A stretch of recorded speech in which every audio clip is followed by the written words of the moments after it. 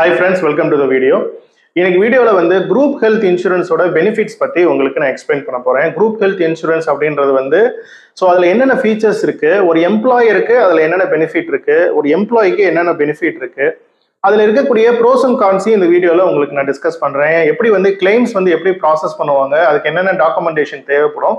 நீங்க ஒரு பிசினஸ் ஓனரா இருக்கீங்க அப்படின்னா இந்த குரூப் ஹெல்த் இன்சூரன்ஸ் எடுக்கிறதுனால உங்களுக்கு என்ன பெனிஃபிட் இருக்கு. நீங்க ஒரு ஒர்க்கிங் ப்ரொஃபஷனலா இருக்கீங்க அப்படின்னா உங்களுக்கு ஏற்கனவே குரூப் ஹெல்த் இன்சூரன்ஸ் இருக்கு அப்படின்னா உங்களுக்கு அதுல என்னென்ன கவரேஜஸ்லாம் இருக்கு, இல்ல சப்போஸ் நீங்க ஏதாவது ஒரு கிளைம் பண்ண போறீங்க அப்படின்னா நீங்க உங்க ஹெச்ஆர் டிபார்ட்மெண்ட் கிட்ட என்னென்ன டீடைல்ஸ்லாம் டாக்குமெண்டேஷன் என்னென்னலாம் கொடுக்கணும், எப்படிலாம் அந்த குரூப் ஹெல்த் இன்சூரன்ஸை நீங்க யூஸ் பண்ணிக்கலாம் அப்படின்றத பத்தி இந்த வீடியோல டீடைல்டா உங்களுக்கு நான் எக்ஸ்பிளைன் பண்றேன். நம்மளோட சேனலை இப்போதான் நீங்க ஃபர்ஸ்ட் டைம் பாக்குறீங்க அப்படின்னா சேனலை கண்டிப்பா நீங்க சப்ஸ்கிரைப் பண்ணி வச்சுக்கோங்க. நம்ம போடக்கூடிய எல்லா வீடியோஸுமே பாத்தீங்க அப்படின்னா உங்களுக்கு ரொம்பவே யூஸ்ஃபுல்லா இருக்கும். இந்த வீடியோவை ஸ்கிப் பண்ணாம கடைசி வரைக்கும் பாருங்க. வாங்க வீடியோக்குள்ள போகலாம். ஃபர்ஸ்ட் குரூப் ஹெல்த் இன்சூரன்ஸ் அப்படின்னா என்ன அப்படின்றத பத்தி நம்ம பார்க்கலாம். இப்போ குரூப் ஹெல்த் இன்சூரன்ஸ் அப்படின்றது என்ன அப்படின்னா ஒரு கம்பெனில வேலை பார்க்கக்கூடிய எம்ப்ளாயீஸ் எல்லாத்துக்குமே அவங்களோட மெடிக்கல் ப்ராப்ளம் ஏதாவது அவங்களுக்கு ட்ரீட்மெண்ட் எடுக்கிறதுக்கோ இல்லை சர்ஜரி பண்றதுக்கோ இப்போ ஒரு ஓபியா போய் ஒரு ட்ரீட்மெண்ட் பார்க்குறாங்க அப்படின்னா அந்த எக்ஸ்பென்சஸ் எல்லாமே அவங்களுக்கு ஒரு இன்சூரன்ஸ் மூலியமா திரும்ப அவங்களுக்கு ரீஎம்பர்ஸ்மெண்ட் கிடைக்கிற ஒரு பாலிசி தான் குரூப் ஹெல்த் இன்சூரன்ஸ் அப்படின்ற மாதிரி சொல்லலாம்.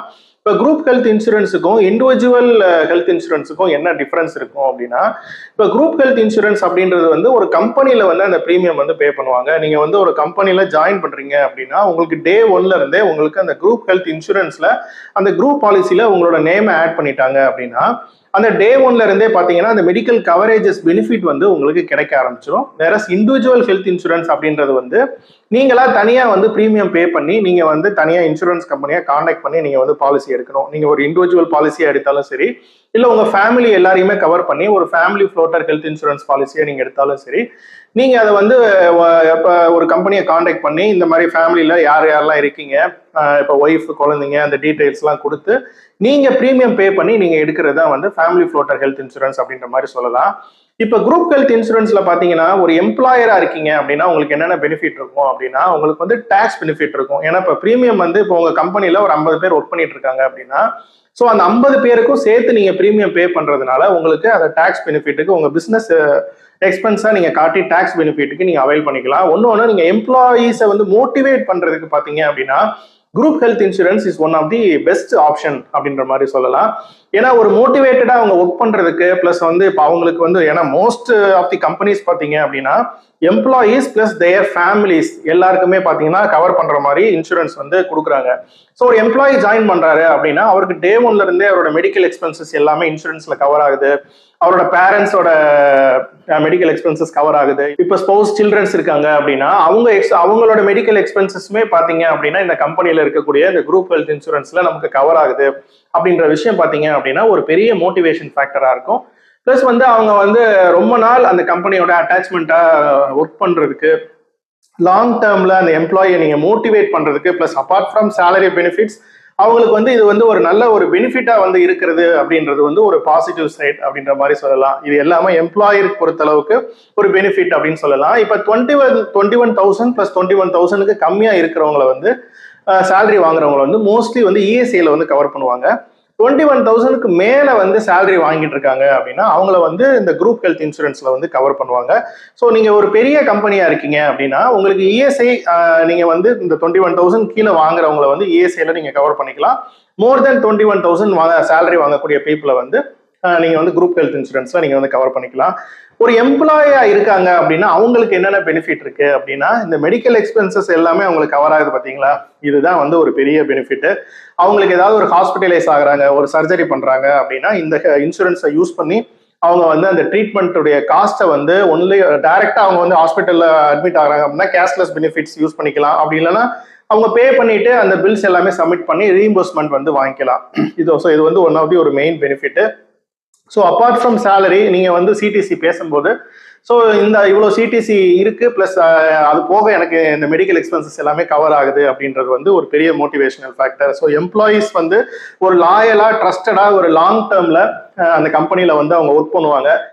எம்ப்ளாயர் ரிலேஷன்ஷிப் பில்ட் பண்றதுக்குமே பாத்தீங்க அப்படின்னா இந்த குரூப் ஹெல்த் இன்சூரன்ஸ் ரொம்பவே யூஸ்ஃபுல்லா இருக்கும். ஸோ இந்த பாலிசி நம்ம எப்படி எடுக்கணும் அப்படின்றத பத்தி நம்ம அடுத்து பார்க்கலாம். இப்போ நீங்க வந்து ஒரு பிசினஸ் ஓனரா இருக்கீங்க அப்படின்னா, இப்போ வந்து மார்க்கெட்ல நிறைய கம்பெனிஸ் இருக்கு. மோர் தேன் 25 கம்பெனிஸ் இருக்கு. ஸோ நீங்க வந்து இப்போ கஸ்டமைஸ்டா உங்களுக்கு என்ன நேச்சர் ஆஃப் இண்டஸ்ட்ரியில நீங்க இருக்கீங்க, உங்களுக்கு கஸ்டமைஸ்டா என்னென்ன மாதிரியான கவரேஜஸ் வந்து தேவைப்படும். இப்போ லேடிஸ் ஒர்க் பண்ணிட்டு இருக்காங்க அப்படின்னா அவங்களுக்கு மட்டர்னிட்டி கவரேஜ் வந்து தேவைப்படும். அது போல ஒரு சில ரிஸ்க் எக்ஸ்போஸ்ட் பீப்புள், அவங்களோட நேச்சர் ஆஃப் ஜாப்ல வந்து ரிஸ்க் இருக்கு அப்படின்னா அதுக்கு தகுந்த மாதிரி என்னென்ன கவரேஜஸ்லாம் வேணும் அப்படின்றத நீங்க இன்சூரன்ஸ் கம்பெனிஸ்ல நீங்க வந்து பேசி கஸ்டமைஸ்டா அந்த கவரேஜஸ் எல்லாமே இருக்கிற மாதிரி நீங்க எடுத்துக்கலாம்.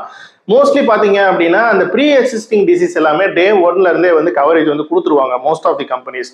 இப்போ வந்து ஒரு எம்ப்ளாயி ஜாயின் பண்றாரு, அவருக்கு இப்போ டயபெட்டிஸ் இருக்கு அப்படின்னா அவருக்கு வந்து அந்த டயபெட்டிஸ் வந்து டே 1 அவரோட எம்ப்ளாய்மெண்ட் ஜாயின் பண்ணதுல இருந்தே கவரேஜ் வந்து ஸ்டார்ட் ஆயிரும்.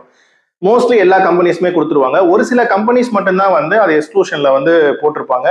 அது போக வந்து மற்ற இப்போ இங்கிலீஷ் ட்ரீட்மெண்ட் போக மற்ற ஆயுர்வேத ட்ரீட்மெண்ட், இப்போ அந்த மாதிரி டிஃப்ரெண்ட் ட்ரீட்மெண்ட் வந்து ஒரு சில கம்பெனிஸ் வந்து கவரேஜ் வந்து தரமாட்டாங்க. ஸோ அந்த மாதிரி கவரேஜஸ்லாம் வேணும் உங்களுக்கு தேவைப்படுது அப்படின்னா நீங்க வந்து அந்த பாலிசி எடுக்கும்போது நீங்க இன்சூரன்ஸ் கம்பெனியில டிஸ்கஸ் பண்ணிட்டு பாலிசி எடுத்துக்கலாம். பிளஸ் வந்து எத்தனை பேர் ஒர்க் பண்றாங்க, அவங்களோட ஏஜ் குரூப் என்ன, எவ்வளவு சம் இன்சூர்டுக்கு உங்களுக்கு வந்து கவரேஜ் வந்து தேவைப்படுது அப்படின்றத பொறுத்து உங்களுக்கு ப்ரீமியம் வந்து சார்ஜ் பண்ணுவாங்க. பிளஸ் நீங்க எந்த இடத்துல இருக்கீங்க, உங்களோட லொகேஷன் பொறுத்து. ஃபார் எக்ஸாம்பிள் நீங்க சென்னையில இருக்கீங்களா, இல்ல ஊட்டியில பிசினஸ் பண்ணிட்டு இருக்கீங்களா, இல்ல வந்து அந்த மாதிரி நீங்க உங்களோட நேச்சர் ஆஃப் பிசினஸ் எங்க பண்ணிட்டு இருக்கீங்க, உங்களோட டெமோகிராஃபி, பிளஸ் வந்து உங்களோட எம்ப்ளாயீஸோட age factor, type of occupation, so இது எல்லாத்தையுமே கன்சிடர் பண்ணி உங்களுக்கு எவ்வளவு சம் இன்சூர்ட் தேவைப்படுது. ஸோ கஸ்டமைஸ்டா வந்து உங்களுக்கு எதுவும் பாலிசி கொடுக்கணுமா, இல்லை உங்களுக்கு வந்து குறிப்பிட்டு இந்த கவரேஜ் எனக்கு வேணும் அப்படின்ற மாதிரி நீங்க கேட்கறத பொறுத்து உங்களுக்கு கொட்டேஷன் வந்து ஆஃபர் பண்ணுவாங்க. ஒரு 2-3 கம்பெனிஸ் வந்து நீங்க கொட்டேஷன் வாங்கிட்டு, ஸோ உங்களுக்கு அந்த பிளஸ் வந்து அந்த கம்பெனியோட நீங்க அந்த கிரெடிபிலிட்டி இது செக் பண்றதுக்கு பாத்தீங்க அப்படின்னா அவங்களோட அந்த கிளைம் செட்டில்மெண்ட் ரேஷியோ எவ்வளவு இருக்கு அப்படின்றத நீங்க செக் பண்ணுங்க. ஸோ மார்க்கெட்ல வந்து அவங்க இந்த மாதிரி வந்து எத்தனை பாலிசிஸ் வந்து சோர்ஸ் பண்ணியிருக்காங்க, கிளைம் செட்டில்மெண்ட் வந்து அவங்க வந்து எத்தனை பர்சன்டேஜ் வச்சிருக்காங்க, பிளஸ் வந்து நீங்க இருக்கக்கூடிய பிளேஸ்ல வந்து நெட்வொர்க் ஹாஸ்பிட்டல்ஸ் வந்து எத்தனை ஹாஸ்பிட்டல்ஸ்ல டைப் பண்ணியிருக்காங்க அப்படின்ற டீடைல்ஸ் எல்லாம் நீங்க வாங்கிட்டு நீங்க வந்து பாலிசி எடுத்துக்கலாம்.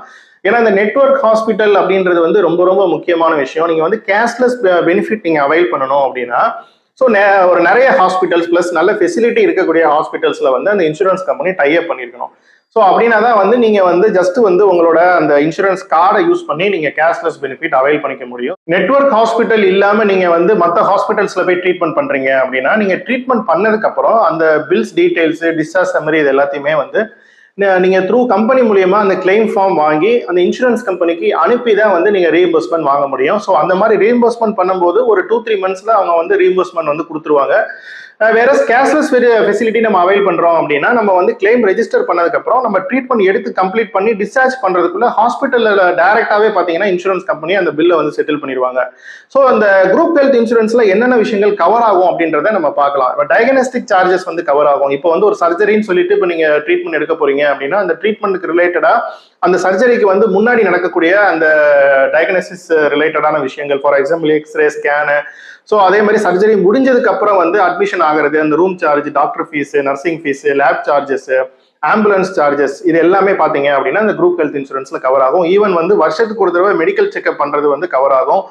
இப்போ மெட்டர்னிட்டி கவரேஜ் வந்து பாத்தீங்க அப்படின்னா ஒரு சில கம்பெனிஸ்ல வந்து இப்போ யங் எம்ப்ளாயிஸ் ஒர்க் பண்ணிட்டு இருக்காங்க, லேடிஸ் ஒர்க் பண்ணிட்டு இருக்காங்க அப்படின்னா மெட்டர்னிட்டி கவரேஜஸ்மே பாத்தீங்கன்னா இந்த குரூப் ஹெல்த் இன்சூரன்ஸ்ல வந்து ஆஃபர் பண்ணிட்டு இருக்காங்க. ஒரு சில காஸ்மெட்டிக் சர்ஜரிஸ், அதே மாதிரி வந்து இந்த வெயிட் ரிடக்ஷன் சர்ஜரிஸ், இந்த பியூட்டி என்ஹான்ஸ்மெண்ட் ரிலேட்டடான சர்ஜரிஸ், ஸோ இதெல்லாம் வந்து எக்ஸ்க்ளூஷன்ல போட்டிருப்பாங்க. இது எல்லாமே வந்து கவரேஜ் வந்து கிடைக்காது. ஒரு சில கம்பெனிஸ்ல பாத்தீங்கன்னா ஓபி எக்ஸ்பென்சஸ்மே வந்து ரீஎம்பர்ஸ்மெண்ட் வந்து கொடுக்குறாங்க. அது வந்து இப்போ நீங்க உங்க கம்பெனில வந்து இப்போ எம்ப்ளாயர் பாலிசி எடுக்கும்போது அவங்க வந்து இந்த மாதிரி வேணும்ன்ற மாதிரி சொல்லியிருந்தாங்க அப்படின்னா அந்த OP expenses, for example day care expenses சொல்லுவாங்க. ஃபார் எக்ஸாம்பிள் இப்போ கேட்ராக் ஆபரேஷன் வந்து டே கேர்ல ஒரு நாள்ல பண்ணக்கூடியது.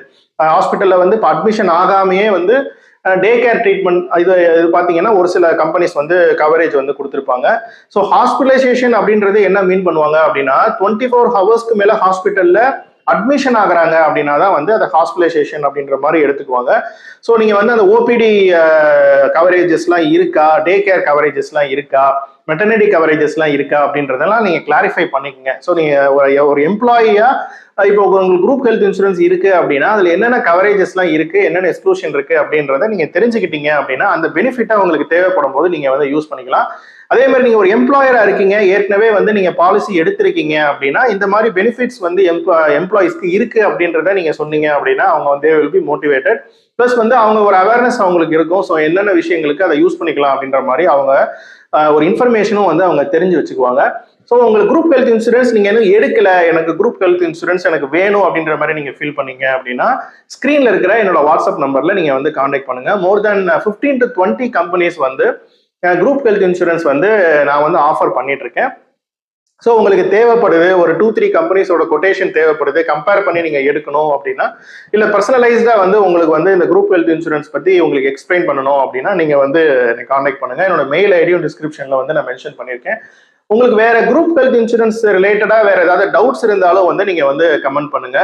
ஸோ எல்லா விஷயத்தையுமே நான் வந்து சொல்லிட்டேன் அப்படின்னு நினைக்கிறேன். ஸோ கிளைம்ஸ் பொறுத்தளவுக்கு இவ்வளவுதாங்க. நீங்க வந்து இப்போ இந்த ஹெச்ஆருக்கு இன்ஃபார்ம் பண்ணணும். நீங்க ஏதாவது ஒரு ட்ரீட்மெண்ட் பண்ண போறீங்க அப்படின்னா ஹெச்ஆருக்கு ஜஸ்ட் ஒரு இன்ஃபர்மேஷன் கொடுத்துருங்க. எந்த ஹாஸ்பிட்டல்ல நீங்க ட்ரீட்மெண்ட் எடுக்க போறீங்க அப்படின்றத இன்ஃபார்ம் பண்ணிருங்க. கேஷ்லெஸ் ஹாஸ்பிட்டல் அப்படின்னா பிரச்சனையே கிடையாது. இப்போ கேஷ்லெஸ் இருக்கக்கூடிய ஹாஸ்பிட்டல் அப்படின்னா ப்ராப்ளமே கிடையாது. அந்த கார்டை யூஸ் பண்ணி நீங்க வந்து டைரக்டா வந்து ஒரு ப்ரீ ஆத்தரைசேஷன் ஃபார்ம் ஒன்று கொடுப்பாங்க. அந்த ஃபார்ம் ஃபில் பண்ணிட்டு நீங்க வந்து ட்ரீட்மெண்ட் வந்து எடுத்துக்கலாம். ரீஎம்பர்ஸ்மெண்ட் பண்ணக்கூடிய ஹாஸ்பிட்டல்ஸ்ல வந்து நீங்க ட்ரீட்மெண்ட் எடுத்ததுக்கு அப்புறம் கரெக்டா அந்த பில்ஸ் டீடைல்ஸ், டிசார்ஜ் சம்மரி, டாக்டரோட அந்த லெட்டர், அந்த கிளைம் ஃபார்ம்ல என்னென்ன டீடைல்ஸ்லாம் கேட்டிருக்காங்கன்றத நீங்க செக் பண்ணிட்டு அந்த டீடைல்ஸ் எல்லாமே கரெக்டா ஹாஸ்பிட்டல் வந்து கலெக்ட் பண்ணி த்ரூ கம்பெனி மூலியமா இப்போ இதை வந்து கோஆர்டினேட் பண்றது வந்து ஹெச்ஆர் டிபார்ட்மெண்ட்ல கோஆர்டினேட் பண்ணுவாங்க. ஸோ அவங்க மூலியமா நீங்க வந்து கிளைம்ஸ் வந்து நீங்க வந்து செட்டில்மெண்ட் பண்ணிக்கலாம். பிரைவேட் கம்பெனிஸ், கவர்மெண்ட் கம்பெனிஸ் ரெண்டுமே பாத்தீங்க அப்படின்னா நிறைய கம்பெனிஸ் இருக்கு. Like HDFC Ergo, ICICI Lombard, Star Health Insurance, Care Insurance, New India Assurance, United India Insurance, இந்த மாதிரி பாத்தீங்கன்னா நிறைய கம்பெனிஸ் இருக்கு.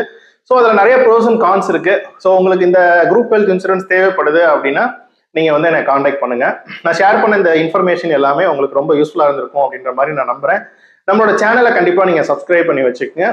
அடுத்தடுத்து இந்த மாதிரி யூஸ்ஃபுல்லான இன்ஃபர்மேஷன் அப்படின்னா தான் உங்களுக்கு வந்து ஈஸியா வந்து ரீச் ஆகும். ஸோ இந்த சேனல் போக பாத்தீங்க அப்படின்னா என்கேஜ் எக்ஸ்பர்ட்ஸ் அப்படின்னு சொல்லிட்டு இன்னொரு யூடியூப் சேனல் நமக்கு இருக்கு. அதுல வந்து ஒன்லி இன்சூரன்ஸ் ரிலேட்டட் வீடியோஸ் மட்டும் நாங்க வந்து பப்ளிஷ் பண்ணிட்டு இருக்கோம். இந்த channel zero to hero with Jeeva YouTube சேனல்ல பாத்தீங்க அப்படின்னா apart from personal finance, insurance, investment சம்பந்தமான வீடியோஸ், பிளஸ் அது போக வந்து டிஜிட்டல் மார்க்கெட்டிங் ரிலேட்டடா, ஏஐ ரிலேட்டடா, மிஷின் லேர்னிங் ரிலேட்டடாகவும் அடிஷ்னலா இந்த சேனல்ல வந்து நான் வீடியோஸ் வந்து பப்ளிஷ் பண்ணிட்டு இருக்கேன். ஸோ 2 சேனலையும் கண்டிப்பா நீங்க சப்ஸ்கிரைப் பண்ணி வச்சுக்கோங்க. நெக்ஸ்ட் இதே மாதிரி ஒரு யூஸ்ஃபுல்லான வீடியோல உங்களோட மீட் பண்றேன். அது வரைக்கும் by from zero to hero with Jeeva.